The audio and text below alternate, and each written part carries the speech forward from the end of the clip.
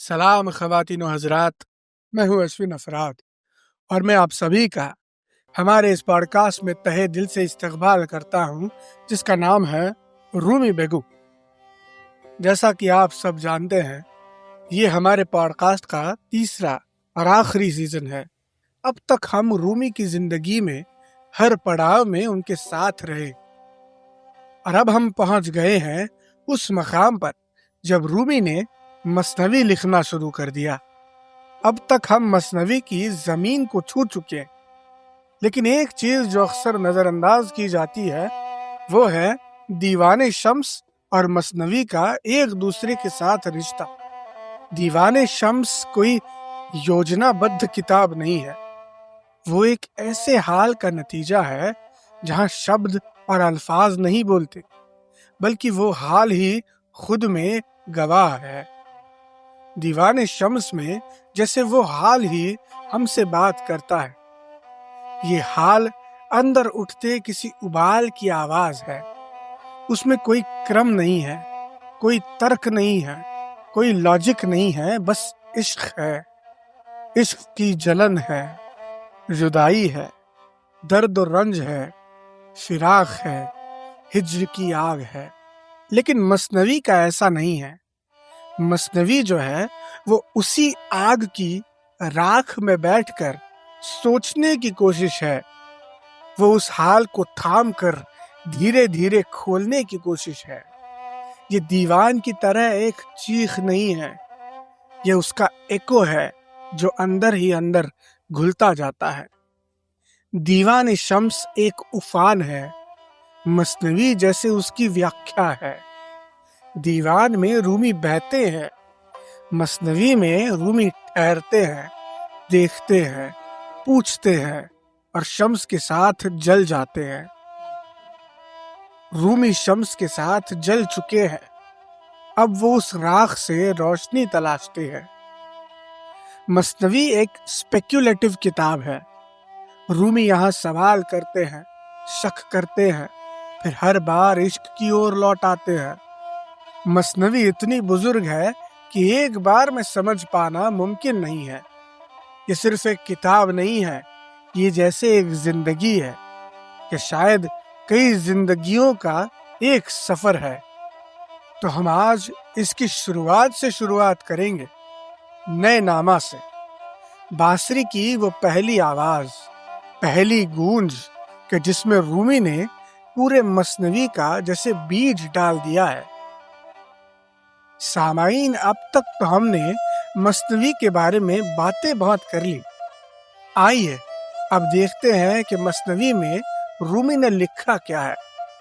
तो जैसे आप जानते हैं कि मसनवी अलग अलग दफ्तर में यानी पार्ट्स में बिखरी हुई है, जिनमें से पहले दफ्तर में पहली ही कहानी है नेकी।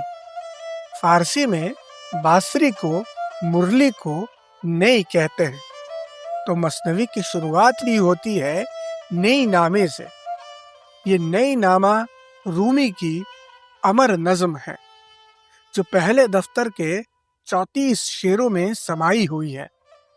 ये जो नज़्म है रूमी के पूरे रूहानियत का सार है, एसेंस है। इसमें रूमी नए की पुकार के जरिए रूह के उस दर्द को बयां करना चाहते हैं जो परमात्मा से, खुदा से बिछड़ने की वजह से पैदा होता है।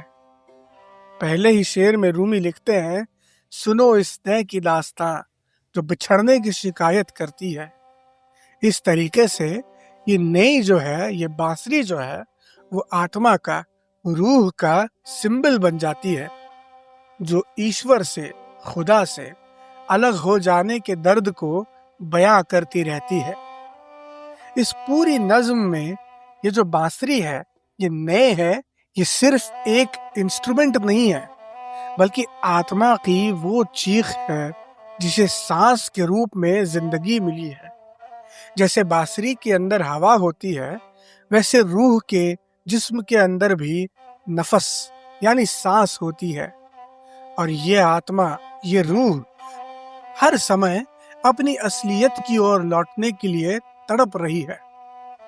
रूमी कहता है कि जब तक کوئی بھی شخص اس جدائی کا درد خود سے محسوس نہیں کرتا تب تک وہ نئے کی یہ پکار نہیں سمجھ پائے گا۔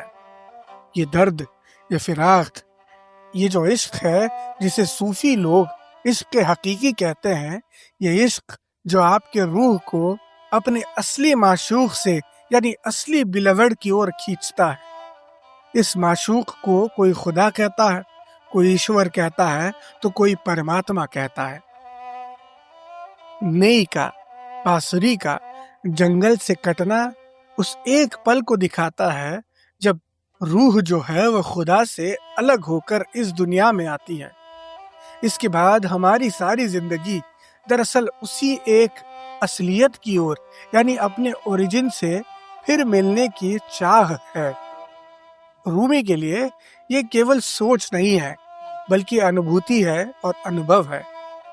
نئے کی آواز رومی کے یہاں دنیا کی افراتفری میں ایک روحانی خاموشی میں اٹھی کوئی پکار ہے، اور اس آواز کو، اس پکار کو بس وہی سن سکتا ہے جس کو خاموشی کی زباں آتی ہو، روح کی، آتما کی بھاشا آتی ہو۔ رومی کے نئے نامہ میں یہ روحانی سفر، عشق اور آتما کی پیاس کو بہت گہرے شبدوں میں پیرویا گیا ہے۔ مثنوی کا یہ پہلا بیان یعنی نئے نامہ پوری مثنوی پڑھنے کے لیے جیسے ایک چابی ہے۔ اگر اسے پڑھنے والا اپنے دل میں اسے اتار دیں تو آگے کا رستہ اپنے آپ کھلتا جاتا ہے۔ یہی وجہ ہے کہ صوفیوں کے لیے نئے نامہ بس ایک کویتا نہیں ہے، شاعری نہیں ہے، بلکہ ایک دھیان، ایک حال، ایک رہنما اور ایک آئینہ بن کر رہ گیا ہے۔ ظاہر ہے کہ نئے نامہ بس شاعری تک محدود نہیں، اسے ایک مذہبی اینگل سے بھی دیکھا گیا ہے، اور اسلام کے جو بڑے بڑے مفتی اور مولانا ہیں وہ کہتے ہیں کہ مثنوی کا یہ نئے نامہ، یہ جو نظم ہے، یہ پوری طرح سے سمجھنے کو 23 سال لگتے ہیں۔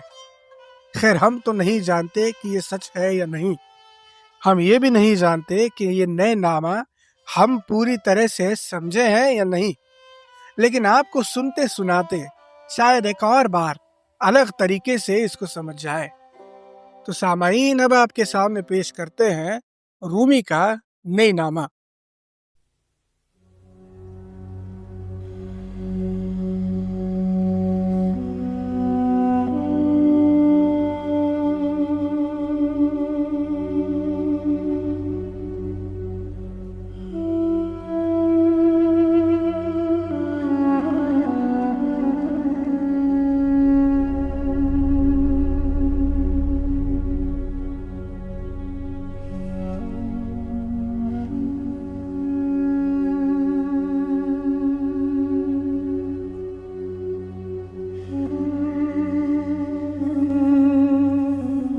بشنو ای نی چون شکایت می کنند، از جدایی ها حکایت می کنند۔ سنو اس بانسری کو، سنو اس نی کو، کیسے یہ شکایت کر رہی ہے۔ جدائیوں کی دیکھو یہ کیسے حکایت کہہ رہی ہے، یعنی جدائیوں کی کہانیاں یہ تمہارے ساتھ بانٹ رہی ہے۔ کج نیستان تا مرا ببریده اند، در نفیرم مرد و زن نالیده اند، کہ جب مجھے نیستان سے کاٹا گیا، نیستان یعنی نئی کا ستھان، جیسے ہندوستان، پاکستان، تاجکستان، ویسے نیستان۔ تو نئی کہتی ہے کہ جیسے ہی مجھے نیستان سے کاٹا گیا، یعنی روح کو جب اس کی اصلی جگہ سے کاٹ کر اس دنیا میں ڈالا گیا، در نفیرن مرد و زن نالیده اند، میری چیخ میں، میرے درد میں مرد اور عورت سارے رو پڑے۔ سینه خواهم شرح شرح از فراق، تا بگویم شرح درد اشتیاق۔ میں کسی سینے کو، کسی ایک شخص کو ڈھونڈ رہی ہوں۔ سامعین یہ ذہن میں رکھیے کہ رومی اور یہ بانسری دونوں ہم سے یہ کہہ رہے ہیں، دونوں ہم سے یہی کہہ رہی ہیں۔ دراصل ہر ایک روح کی یہی داستاں ہے جو اپنے اوریجن سے ٹوٹ کر اس جہاں میں آئی ہے۔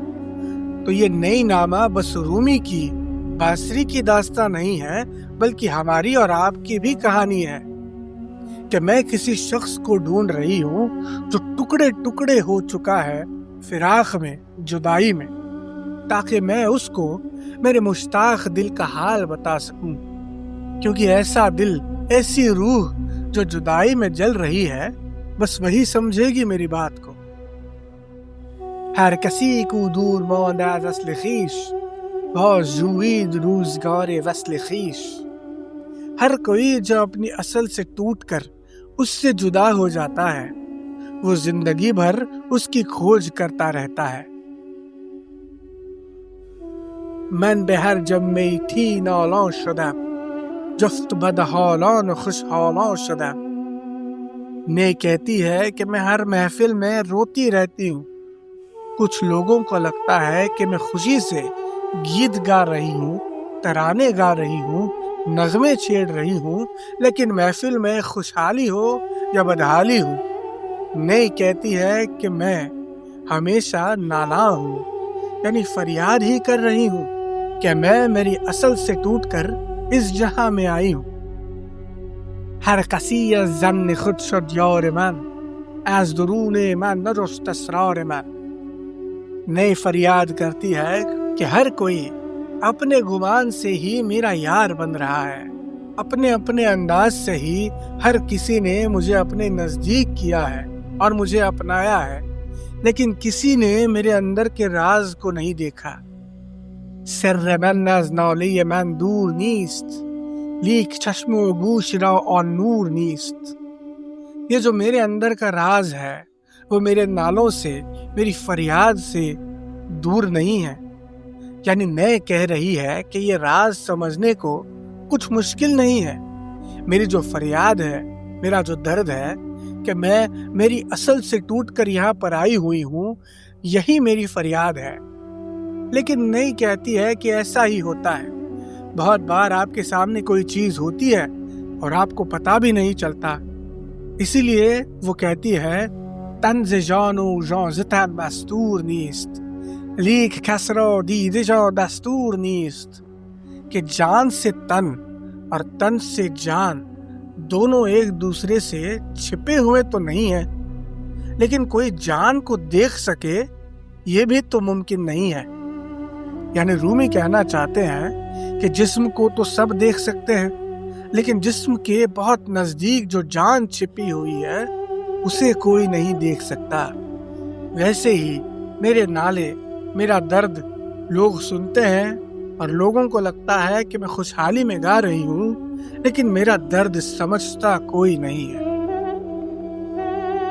آتش است این بانگ نایی و نیست باد، ہر که این آتش ندارد نیست باد۔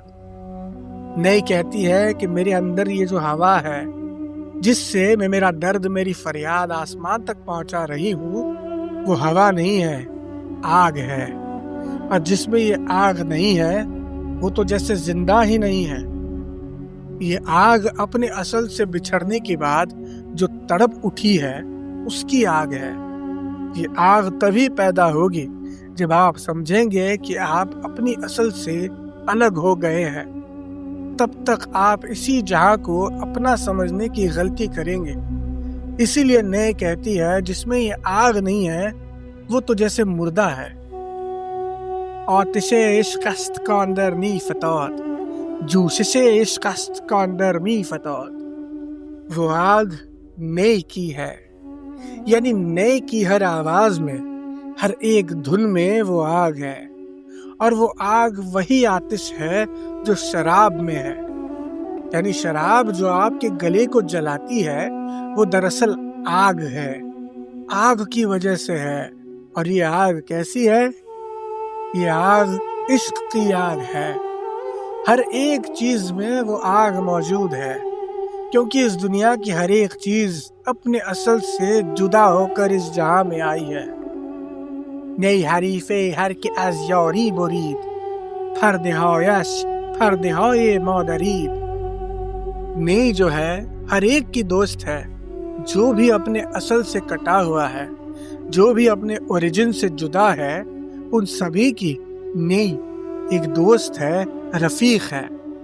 اور اس نئے کے جو سر ہیں وہ ہمارے پردے پھاڑ دیتے ہیں.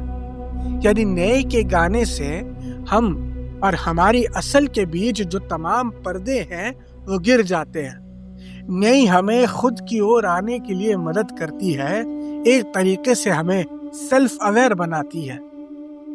ہم چنئی زہری و تریاقی کے دید، ہم چنئی دمسوز مشتاقی کے دید. نئی جیسا زہر اور نئی جیسی دوا کس نے دیکھی ہے؟ نئی جیسا دوست، نئی جیسا دشمن کس نے دیکھا ہے؟ تو سامعین، دیکھتے ہیں کہ رومی اور ان کی یہ نئے ہم سے اور کیا کیا کہنا چاہتے ہیں اگلے ایپیسوڈ میں.